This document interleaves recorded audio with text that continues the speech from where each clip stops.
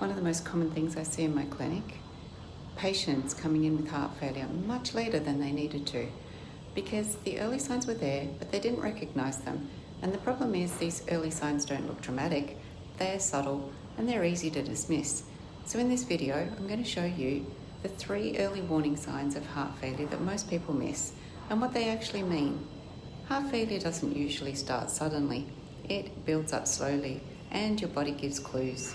The issue is most people don't connect those clues back to the heart. The first early sign is shortness of breath, but not in the way people expect. It's not suddenly gasping for air, it's more subtle. You might notice that you're more breathless walking upstairs. You can't lie flat comfortably, you need extra pillows at night. And what's actually happening here is fluid is starting to build up in the lungs. I often explain this to patients like it's your heart as a pump, but it's not pumping efficiently. Fluid builds back up behind it, and in this case, the backup is into the lungs. So the second sign then might be something like swelling in the ankles, legs, or sometimes the abdomen. People often think, oh, I've been on my feet all day, it's just my circulation. But in heart failure, this swelling is again due to fluid.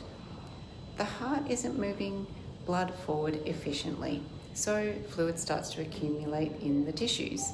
A very practical clue is this: if your socks are leaving deeper marks or your shoes feel tighter at the end of the day, that's something to pay attention to. The third sign, and the one most people miss, is fatigue. Not just being tired, but a noticeable drop in your energy levels. Things that used to feel easy, walking, shopping, even just getting through the day, start to feel much harder.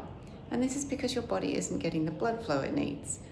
Less effective pumping, less effective oxygen delivery, less energy. Patients often tell me, sometimes I just don't feel right. I'm not myself. Now, any one of these symptoms on its own may not mean heart failure, but when you start to see a pattern, shortness of breath, plus swelling, plus fatigue, that's when you need to stop and think, could this be my heart?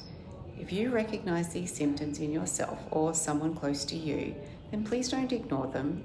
The earlier we identify heart failure, the more we can do. There are very effective treatments, but timing matters. This is exactly what I spend a lot of my time helping patients understand: how to recognize these early signals and act before things progress. Because once you understand the pattern, you're in a much stronger position to manage the problem. If you found this helpful, I'll be doing more videos explaining how heart failure develops and what you can actually do about it.